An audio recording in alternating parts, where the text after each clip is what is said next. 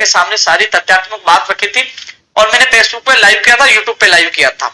लेकिन फिर मैं आपको दोबारा सबसे पहले युवा तक कार्यक्रम में मैं आपको बताऊंगा क्या घटना घटी थी और मेरे साथ साथ क्या क्या किया गया और मुझे कहां से कहां ले जाया गया, इसमें मैं चर्चा करूंगा, फिर मुद्दों को लेकर चर्चा करूंगा।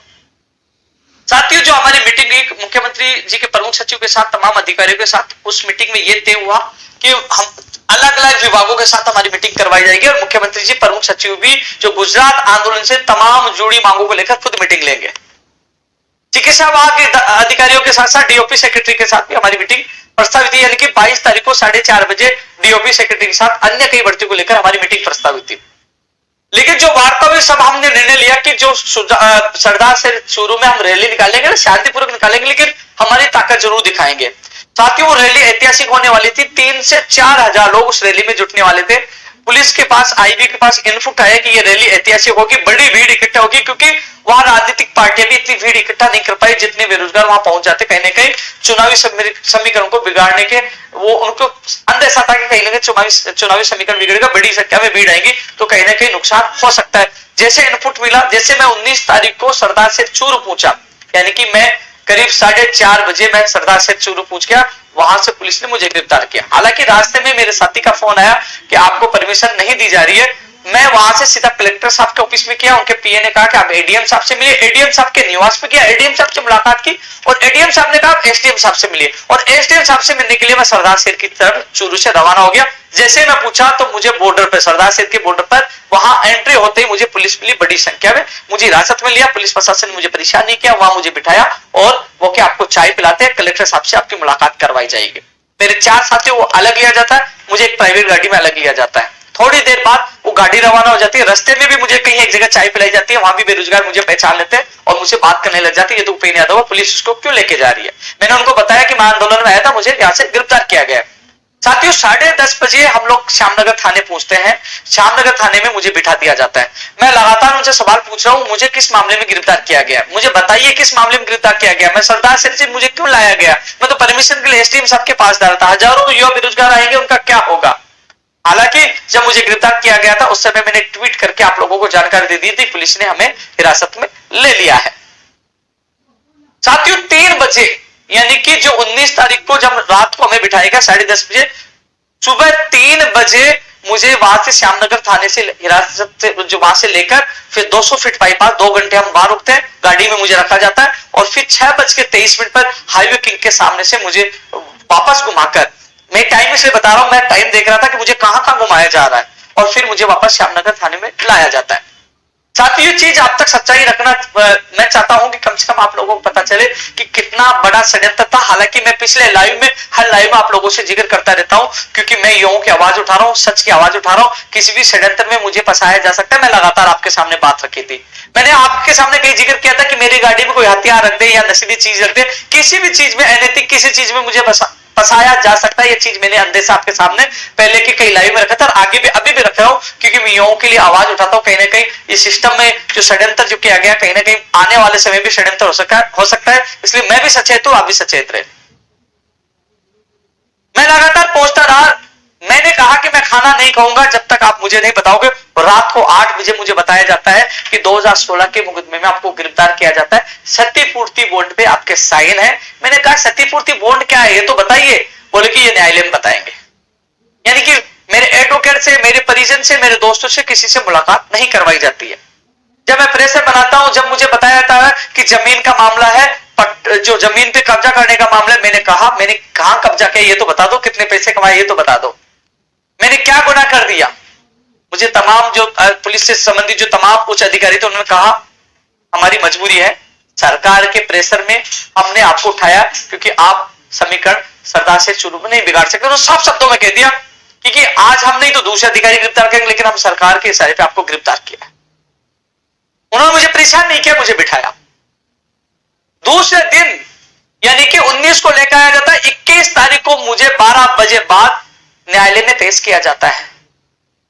मैं उस पूरे मामले को जानता नहीं हूं, मुझे कुछ भी पता नहीं था किस मामले में लिया गया। 2016 का मुद्दा बताया गया, मामला बताया गया। जब मेरे एडवोकेट पहुंचते हैं, एडवोकेट पूरी स्थिति करते उस केस की, मेरे एडवोकेट मुझे बताते अजय कुमार जैन साहब, उनका वीडियो आपने देखा होगा कि उपेंद्र भाई आपको निर्दोष आपको इसलिए आपको फंसाया गया, न तो आपकी एफआईआर, मैं आपको बता दूं, न तो एफआईआर 259 जो एफआईआर है उस एफआईआर में न मेरा नाम है, न किसी ने मेरे खिलाफ गवाही दी है, और ना ही जो उन्होंने चालान पेश किया, यानी कि 2020 में एक चालान पेश किया, उसमें स्पष्ट लिखा है कि 3 लोगों के खिलाफ ये मुकदमा पेंडिंग है, जांच पेंडिंग रखी गई है, ना मेरा जिक्र है, कहीं पे भी मेरा नाम नहीं है। केवल रोकने के लिए क्षतिपूर्ति बोर्ड में साइन बताकर मुझे गिरफ्तार कर लिया और फिर 6 दिन के लिए पीसी में रखकर मुझे थाने में बिठाया गया। पूरे दिन में मैं बैठा रहता था, रात को 12 बजे मुझे हवालात में डालते थे, जहां कोई शराबी को दिन में 151 पकड़ के लाते, वो शराबी वाला रात भर चिल्लाता रहता, उस शराबियों के साथ में हवालात में रहता था। शराबी भी वहां सोते थे और उसी में टॉयलेट, उसमें फ्रेश होना, ऐसी गंदी जगह जहां शराबी सो रहे थे उनके बीच में रात गुजारी, क्योंकि गुना मेरा यह था कि मैं युवाओं की आवाज उठा रहा था, युवाओं के लिए लड़ रहा था। जो बजट की घोषणाएं, जो गुजरात आंदोलन का मांगे, जो लखनऊ समझौते की मांगे, मंत्री समझौते की मांगे, उन तमाम मांगों के लिए मैं आवाज उठा रहा था और मैं कह रहा था, सरकार से लड़ रहा था। लेकिन मैंने कभी नहीं सोचा था 10 साल के संघर्ष के दौरान कि मुझे एक ऐसे षड्यंत्र में फंसाया जाएगा। और जब मुझे दूसरे दिन मैं जेल के बाहर आता हूं तो मुझे पता चलता है कि पुलिस प्रशासन ने, सरकार के द्वारा एक प्रायोजित एक प्रेस नोट जारी किया गया, उपेंद्र यादव भू माफिया, और मीडिया में भी वो प्रेस नोट भेजा गया। मीडिया ने जो खबरें चलाई, मीडिया की 1% गलती नहीं है। मीडिया को तो जो उन्होंने दिया सरकार के द्वारा, जो उन्होंने प्रेस नोट जारी किया, उस प्रेस नोट के आधार पर उन्होंने खबर छापी। मीडिया ने हमेशा साथ दिया, लेकिन मीडिया को सच्चाई का पता चल चुका है। आप खुद समझदार हो, न एफआईआर में नाम, न चालान में नाम, न गवाह में, इस व्यक्ति का कहीं पे भी नाम नहीं है और उसको 10 दिन तक जेल में रखा गया। इसके खिलाफ मैं हाईकोर्ट में मानहानि का भी दावा करूंगा और अवैध जो हिरासत में मुझे लिया गया, गिरफ्तार किया गया, उसके लिए भी मैं याचिका लगा रहा हूं। आज एडवोकेट से बात होगी, वो तैयार करे। 5-7 दिन बाद हाईकोर्ट में मैं खुद चाह रहा हूं इस मामले को लेकर कि मुझे किस जुर्म में गिरफ्तार, अवैध हिरासत में गिरफ्तार रखा गया और मानहानि का दावा भी कर। कुछ लोगों ने कोशिश की मेरी छवि खराब करने की, लेकिन प्रदेश के लाखों युवा जो दिल से चाहते हैं, सब लोग समझ गए कि 2016 का मामला है और 16 का मामला तफ्तीश करने वाले अधिकारी जो शहीद स्मारक के सामने उनका ऑफिस से मैं वहां धरना प्रदर्शन करता था, तब उन्होंने क्यों नहीं पकड़ा मुझे? आप सोचिए, जब जून में मुझे गिरफ्तार किया गया तो वो मुकदमा क्यों नहीं दिखाया कोर्ट में? हर बार कोर्ट में, जिस पर इस बार भी बताया कि उपेंद्र यादव के ऊपर धरना प्रदर्शन के 8 मुकदमे हैं। जब जून में मुझे गिरफ्तार किया गया तभी वो रिकॉर्ड दिखा रहे थे, तब ये श्यामनगर थाने का मुकदमा क्यों नहीं दिखाया? होता तो दिखाते,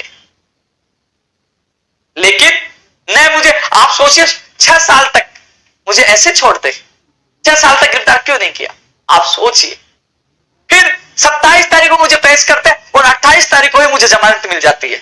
सोचिए इतनी आसानी से जमानत कैसे मिली, जब मेरा इसमें कोई लेना देना नहीं था, केवल मेरी छवि खराब करने की। क्योंकि राजस्थान के लाखों युवा और करोड़ों लोग मुझे चाहते हैं, मुझे सम्मान देते, क्योंकि उनके लिए मैं सड़क पर रहकर, राजस्थान का वो मैं युवा हूं जिसने 300 से ज्यादा आंदोलन राजस्थान के युवाओं के लिए किया है, 8 बार से ज्यादा आमरण अनशन, उत्तर प्रदेश से लेकर दिल्ली से लेकर गुजरात तक आंदोलन किया है और 2 लाख से ज्यादा युवाओं को सरकारी जॉब दिलाने में अहम भूमिका निभाई है। और सरकार कोई सीधी टक्कर लिया, राजनेताओं से लड़ाओ, पेपर माफियों के खिलाफ लड़ाओ, और उसकी सजा मुझे दी गई कि इस व्यक्ति की छवि खराब की जाए।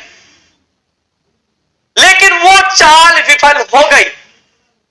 लेकिन उन सबको भूलकर भी मुझे विश्वास है कि मुख्यमंत्री जी के सामने कुछ लोगों ने गुमराह करके उनके सामने गलत तथ्य पेश किया है। मुझे नहीं लगता, जिस प्रकार 45 मिनट तक मुख्यमंत्री जी से हमने वार्ता की, जिस प्रकार उन्होंने बात की, जिस प्रकार उन्होंने हमारे ज्ञापन पे खुद ने मेंशन किया, अधिकारियों को निर्देश दिए और उन्होंने कहा कि मैं आपके साथ हूं, मुझे नहीं लगता कि वो ऐसी हरकत करवाएंगे। मुझे मुख्यमंत्री जी पर कोई शक नहीं, वो ऐसी हरकत कराने वाले इंसान भी नहीं है। लेकिन कहीं ना कहीं इनको गुमराह किया गया, गलत तथ्य पेश किए गए और कहीं ना कहीं इसमें बहुत लोग हैं जो षड्यंत्र कर रहा है, बहुत लोग है सरकार में। लेकिन मैं सबको भूलकर फिर भी सरकार के सामने हाथ जोड़कर ये कहता हूं कि हमारी मांगे पूरी कर दो। गुजरात में आंदोलन के दौरान जिन मांगों को लेकर मुख्यमंत्री जी से और अधिकारियों से वार्ता हुई थी, उन मांगों को पूरा करिए। आज सेक्रेटरी जो पृथ्वीराज जी से हमारी मीटिंग होगी, हमारे प्रतिनिधि मंडल की जो चिकित्सा विभाग के जो जुड़े अभ्यर्थियों के साथ, तो आज इन भर्तियों की विज्ञप्तियां जारी की है।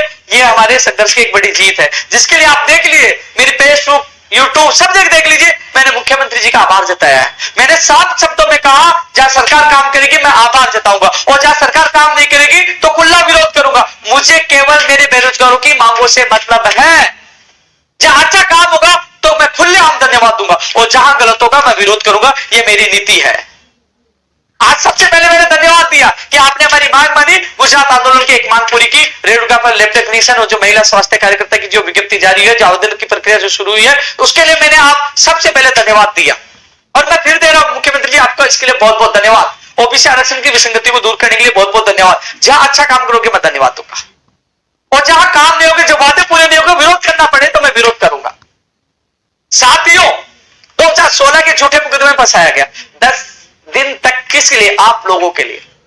आपने राजस्थान का एक ऐसा एमएलए, मंत्री, ऐसा नेता बता दीजिए जो सड़कों पर 24 घंटे आपके लिए पड़ा रहे। आपने देखा होगा कि लगातार आप लोगों के लिए कितना संघर्ष करता हूं। जून में मुझे 4 मुकदमों में लगातार जेल में भेजा, आप लोगों ने देखा होगा। जब गुजरात अहमदाबाद किया तो 3 बार मुझे हिरासत में लिया गया, और अब फिर से हिरासत में लिया गया। आप सोच लीजिए कितनी बार मैं आप लोगों के लिए जेल जा रहा हूं, सड़कों पर सो रहा हूं, अनशन कर रहा हूं, लाठियां खा रहा हूं, धक्के खा रहा हूं, लड़ रहा हूं आप लोगों के लिए, माफियों से लड़ रहा हूं।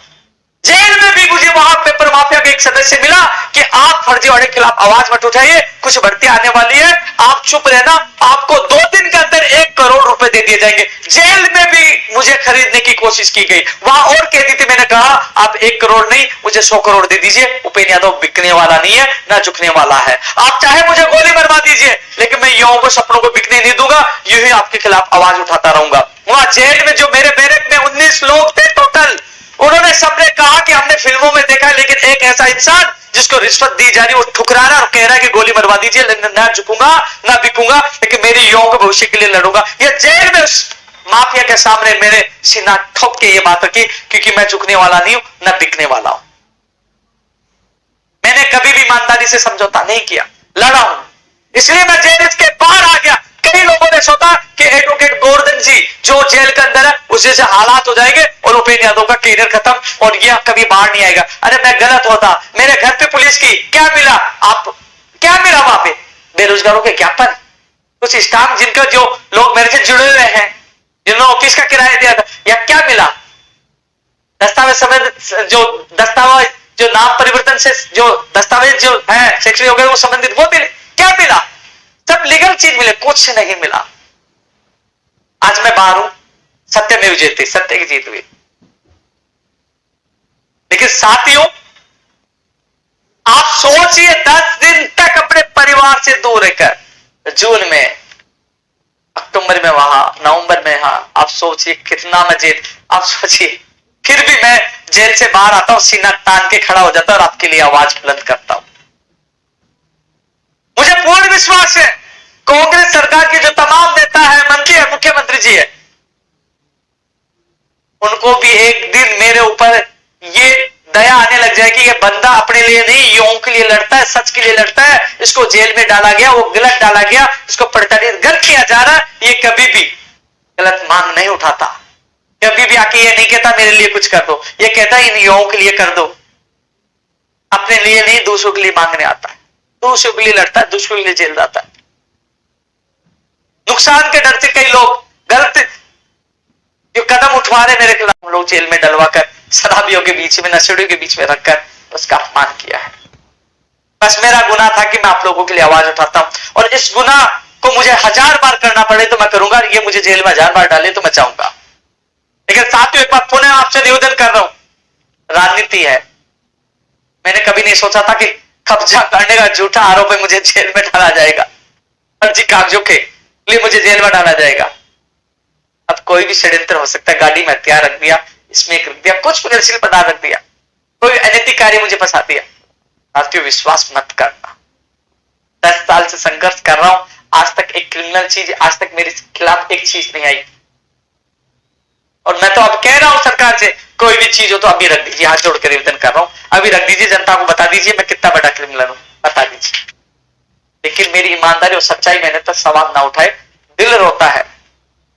साथियों, धरना प्रदर्शन, लाठियां चार्ज, बहुत कुछ हुआ 10 साल में, अनशन किया, कभी टूटा नहीं। लेकिन लेकिन जिस दिन मुझे पता चला कि मुझे माफिया का टैग लगाकर, ठगी का आरोप लगाकर मुझे बदनाम किया जा रहा है, उस दिन मैं टूटा। उस दिन रात को भी बहुत रोया कि जो दूसरे के लिए 10 साल अपने परिवार से दूर होकर संघर्ष किया, बहुत रोया। लेकिन मैं धन्यवाद देना चाहूंगा उन अधिकारियों को भी, उन्होंने कहा नहीं। कई लोगों ने कहा कि सोना है, सोने की चमक फीकी नहीं पड़ेगी, उसमें जंग नहीं लगेगी। आपके दिन बुरे हैं लेकिन आप गलत इंसान नहीं हो, आप निखरोगे, आगे बढ़ोगे, सत्य की जीतोगे, अपने आप को संभालो। मैं ऐसा संभला। एक दिन के बाद मैं ना उदास हुआ और मजबूत बनकर बाहर निकला। आपके सामने देख लीजिए, मजबूत बनकर सामने खड़ा हूं और लड़ रहा हूं और लड़ूंगा अंतिम सांस तक। और सबसे बड़ी बात, मीडिया, जनता, आम सब लोगों तक सच्चाई सामने आ गई कि एक निर्दोष व्यक्ति को जेल में डाला गया। 6 साल रोज वहां उनके सामने धरना पर परमिशन उन अधिकारियों से लेना, क्यों नहीं पकड़ा, क्यों नहीं डाला FIR में, चालान, कहीं नाम नहीं। खैर छोड़िए, ये मेरे नसीब में ये दुख के पल थे। एक पुलिस प्रशासन के अधिकारियों ने मजबूरी बताई लेकिन मुझे परेशान नहीं किया।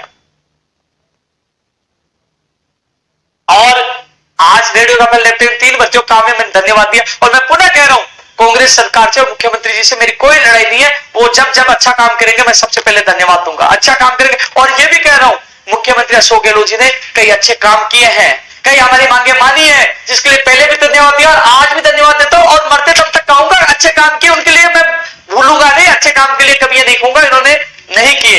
जो सत्य हो मैं हमेशा बोलता रहूंगा, लेकिन जो गलत काम, जो मांगे नहीं मानी जाएगी, उनके लिए हमेशा मैं आवाज उठाता रहूंगा, चाहे मेरी गर्दन कट जाए, चाहे मुझे जेल में डाल दे या चाहे किसी षड्यंत्र फंसा दे, मैं हटने वाला नहीं। खैर मैं जेल से बाहर हूं, न्यायालय में न्याय मांगने जाऊंगा, मानहानि का दावा भी होगा और मुझे अवैध हिरासत में इस केस को खत्म कराने मैं न्यायिक प्रक्रिया से भी हाई कोर्ट में जो मेरे एडवोकेट से बात होगी उसके माध्यम से मैं कार्रवाई करूंगा। अब मैं आप चीजों को बताना चाहूंगा कि 5 तारीख को सोमवार को 5 ही ना भाई, आप 5 ही है सोमवार को 1 बजे चिकित्सा विभाग की भर्तियों को लेकर मीटिंग है। सुबह 10 बजे सोमवार को 10 बजे मैं कार्यालय में, 10 बजे नहीं 11 बजे, सोमवार को 11 बजे मैं राजस्थान बेरोजगार एकीकृत महासंघ कार्यालय में युवाओं से मुलाकात करूंगा। यदि चिकित्सा विभाग से संबंधित कोई भी कागज, कोई भी पीड़ा हो तो मुझे बताना। मैं 1 बजे मीटिंग में जाऊंगा तो आपकी बात मजबूती से रखूंगा। वहां ज्यादा लोग नहीं, 5 लोगों को मेरे साथ बुलाया है, तो मैं 5 जो गुजरात में थे और कुछ लोग और हैं उनको साथ लेकर उनकी बात मजबूती से मैं रखूंगा।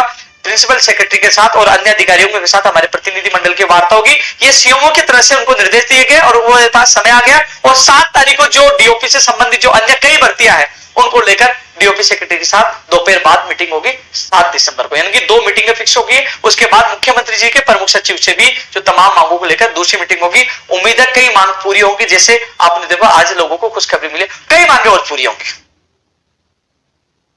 एक चीज मैं आपको बता दूं, मैं इन तमाम चीजों को लेकर चर्चा करूंगा, कमेंट भी पढ़ूंगा। अब मैं सवाल जो षड्यंत्र के बारे में आप लोगों को बता दिया, ज्यादा से ज्यादा लोगों को बताना। और एक चीज और बता रहा था, अध्यापक भर्ती परीक्षा कब होगी, तब का सवाल है। 4 और 5 फरवरी को प्रस्तावित थी। पदों की जो संख्या बढ़ाने को लेकर जो फाइल गई हुई थी, जो अभ्यर्थना जो वित्त विभाग में गई हुई थी, उसने ऑब्जेक्शन लगा के वापस शिक्षा विभाग को भेज दिया। आने वाले वीक में शिक्षा विभाग वापस फाइल वित्त विभाग में भेज रहा है। और वहां से जो ऑब्जेक्शन लगाया वो दूर होने के बाद वो शिक्षा विभाग को